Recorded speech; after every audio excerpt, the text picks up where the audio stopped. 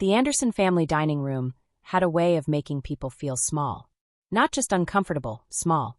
The crystal chandelier above the table shimmered softly, throwing warm light across polished marble floors.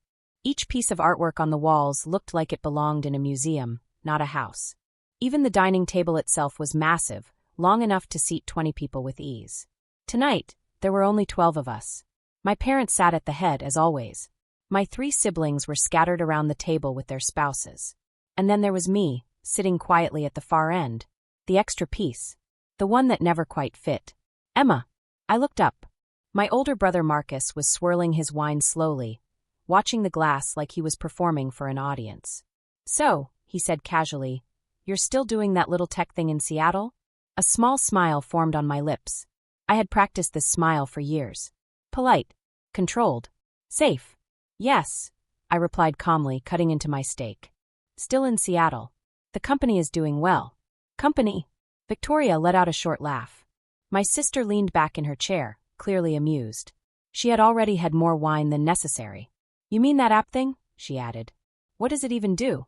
I placed my fork down for a moment, keeping my tone even. "We build AI tools for financial forecasting. Mostly for mid-size firms." Silence. Then my mother spoke, her voice soft but sharp underneath. "That sounds complicated." I nodded slightly. With her, that tone always meant the same thing. Not impressive. Just complicated. "How sweet," she added, smiling faintly. "At least you're keeping yourself busy." I picked up my glass of water and took a slow sip. I had learned something a long time ago. In this family, emotions were dangerous. If you showed too much, they would tear you apart piece by piece. So I stayed calm. Always calm. My father, Richard Anderson, hadn't looked up from his phone once. Until now. "Speaking of business," he said, placing his phone down with quiet authority, "I have an announcement." The table shifted instantly. Everyone straightened. This was what they were waiting for. This was what mattered. "We're expanding," he continued. "Anderson Holdings is acquiring 3 new properties downtown." A pause. Total investment $40 million. The reaction was immediate. "That's incredible." Marcus raised his glass with excitement. "Dad, that's huge. Seriously, that's genius." Victoria nodded quickly, though her attention was already drifting back to her phone. "We're so proud of you," she added. Thomas leaned forward, eyes bright. "Does this mean promotions?" he asked. "I've been running residential for 2 years now." Dad gave a small smile. "We'll discuss it." That meant yes. Without actually saying yes. "This expansion," he continued, "will position us as the leading real estate firm in the entire region." I took another sip of water. The irony was hard to ignore. "The financing structure is complex," he added. "We're leveraging significant capital, but the returns will be substantial." Mom gently placed her hand over his. "You always make it work," she said softly. I looked down at my plate. Then carefully I set my fork aside. "If you need additional funding," I said. The words came out calm. Steady. I could help. Silence. Not thoughtful silence. Not curious silence. The kind of silence that makes people stare at you like you just said something absurd. Victoria blinked. Then laughed. "I'm sorry, what?" I said. I repeated evenly. "I could help with funding. I have some capital available." Another pause. "I could invest 300,000. This time the silence didn't stay. It broke. Into laughter. 300,000? Marcus repeated, almost choking on the number. He leaned back in his chair, shaking his head. "Emma, this is a $40 million deal." I didn't respond.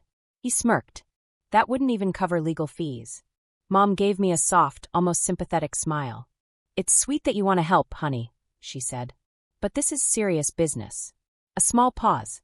"Not something you really understand." Finally, my father looked directly at me. For the first time that evening. "Emma," he said, his tone measured, "I appreciate the gesture. A beat. But we don't need your pocket change." The words hung in the air. Sharp. Heavy. Final. "This is institutional-level investment," he continued. "We work with serious capital. Not." He stopped. He didn't need to finish. Victoria did it for him. "Not startup hobby money," she said, smiling. I tilted my head slightly. "Not what?" I asked quietly. She met my eyes without hesitation. "Not coffee shop money," she replied. Thomas shifted uncomfortably. "What she means," he added quickly, "is that the funding structure is complicated. We deal with large investors, venture firms, private equity. Marcus leaned in again. You'd need 8, maybe 9 figures to even be relevant here, he added. Then he smirked. You got 100 million lying around, Emma? More laughter. Even Jennifer was wiping tears from her eyes. I reached for my phone. Oh, are we boring you now? Victoria snapped. I didn't look up. Just sending a message, I said calmly. My fingers moved slowly across the screen. Precise. Careful. The message was short, simple, and final. I finished typing the message and pressed send. No hesitation. No second thoughts. I placed my phone face down on the table and picked up my glass again, as if nothing had happened. Across from me, my father continued speaking, clearly irritated by the interruption. As I was saying, he went on, adjusting his tone, this expansion represents 30 years of work. His voice carried pride. Authority. 30 years of relationships, reputation, and results. I nodded slightly, though my eyes stayed on my plate. You don't just buy your way into something like this, he added. Mom gave a small approving smile. Exactly, she said. It takes experience. Discipline. Not just a check. And certainly not a $300,000 check, Victoria added under her breath. A few quiet laughs followed. I understand, I said softly. Do you? Victoria leaned forward, her eyes sharp now. Because it really doesn't seem like you do. She crossed her arms. You make apps, Emma, she continued. We build empires. Victoria, Thomas tried to interrupt. But she wasn't stopping. No, let me finish, she said quickly. There was something in her voice now, something personal. She's always been like this, she went on. Always trying to insert herself where she doesn't belong. My grip on the glass tightened slightly. Remember after college? She said, looking at everyone. When she wanted to join the company? A faint smile touched my lips. I remembered. Very clearly. I graduated top of my class, I said calmly. Finance degree. Dad didn't react. You told me to find my own way, I added. Marcus chuckled lightly. And you did, Mom said quickly, her tone shifting. And we're happy for you. That tone again. The one that ended conversations. But this discussion, she continued, is about serious capital investment. A pause. And frankly, it's above your level. Right on cue, my phone vibrated softly against the table. I didn't move immediately. I let it buzz once. Twice. Then I picked it up and glanced at the screen. A message. From David. I opened it. And read. $180 million withdrawn from Anderson Holdings. Board meeting starts in 8 minutes. They have no idea yet. I took a slow breath. Then locked my phone. Calm. Always calm. The best part, Dad continued, completely unaware, is that our primary backer has increased their commitment. I looked up slightly. Another $50 million available if needed, he added with confidence. Mom smiled proudly. That's what happens when you build a reputation, she said. Money follows you. I tilted my head slightly. Who's the primary backer? Jennifer asked. Dad smiled. A secretive smile. Confidential, he replied. But they're a major player. I nodded once. They've been with us for 5 years now, he continued. And they keep increasing their position. 5 years. Exactly. I took another sip of water.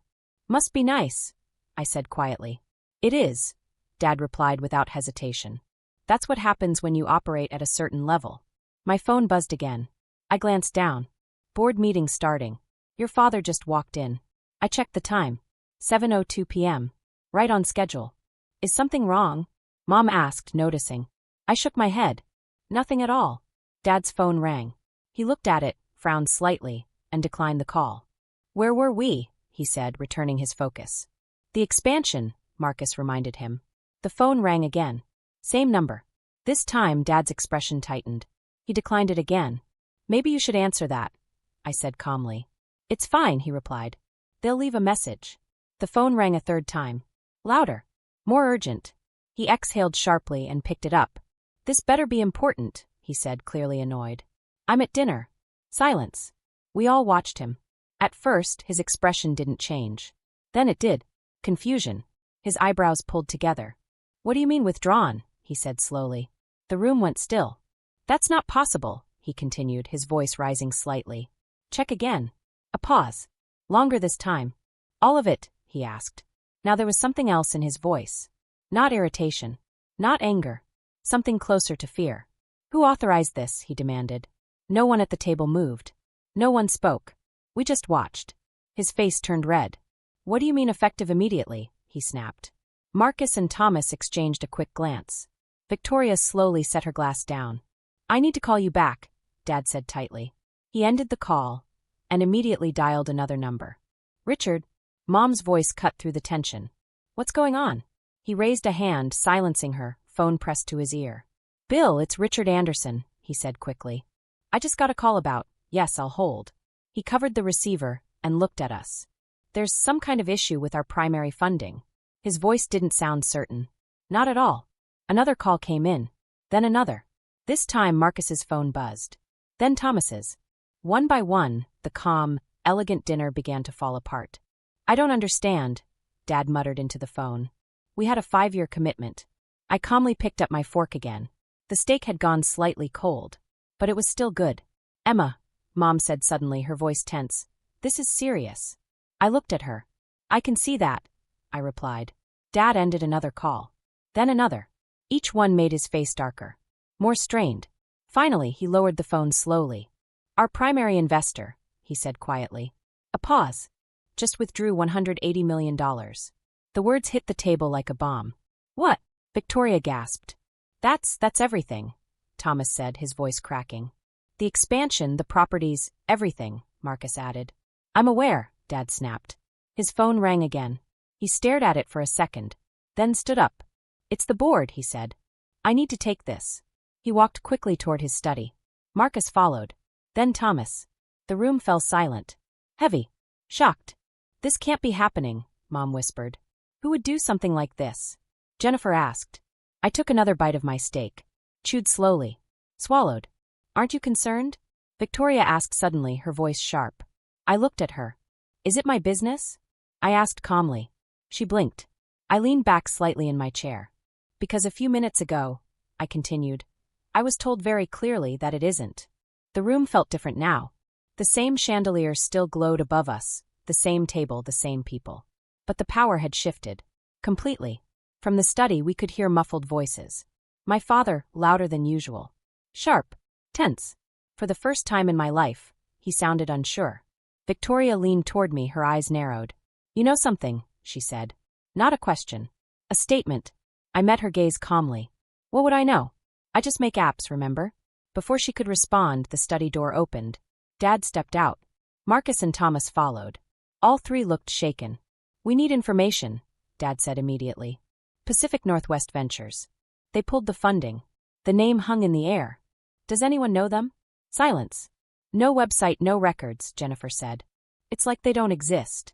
A ghost company doesn't move $180 million, Victoria snapped. They're not a ghost, I said. Everyone turned. They're one of the most strategic private firms in the region. Assets around $800 million. Dad stared at me. How do you know that? I read. Silence. They focus on real estate, tech, and acquisitions, I added. That's not public, Dad said. It is if you know where to look. Tension tightened. Then why pull funding? Thomas asked. I gave a small smile. Firms like that don't act randomly. There's always a reason. Dad's phone rang. He answered on speaker. Lawrence. The reply came calm and cold. We can't provide financing. Your company is too risky now. Silence. No firm will touch you until this is resolved. The call ended. Heavy silence. Dad slowly sat down. Find out everything about them, he said. I can help. All eyes turned again. You can, he asked. This time, there was no arrogance. Only need. I've studied them for years, I said.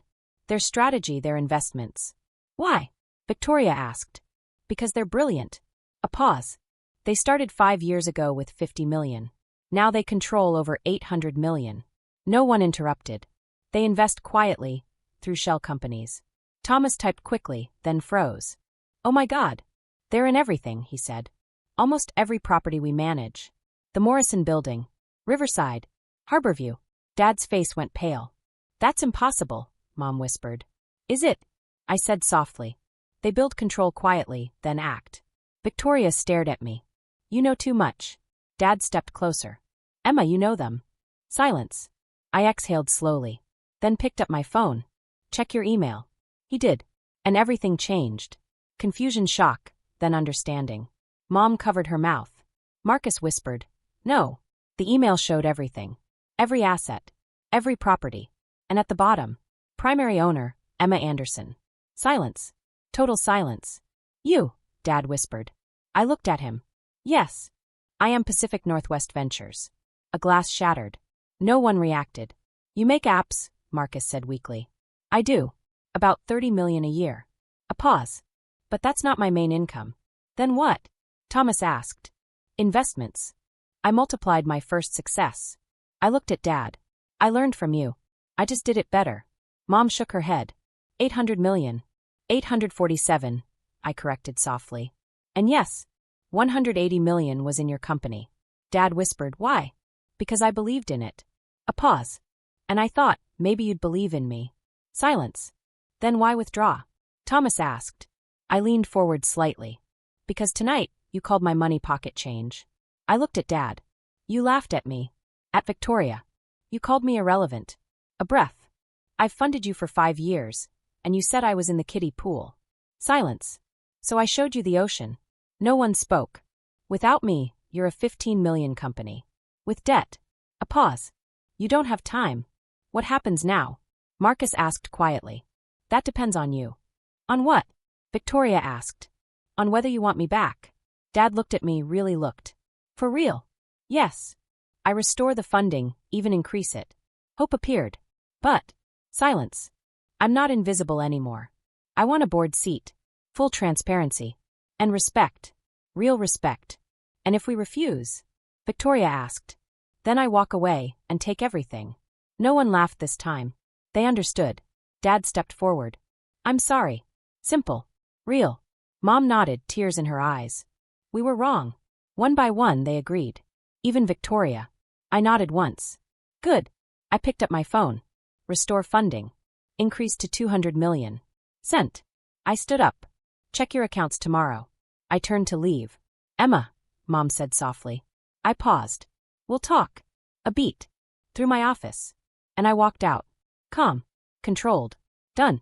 Because sometimes, you don't argue. You don't prove yourself with words. You build something so powerful that no one can ignore it. Fire.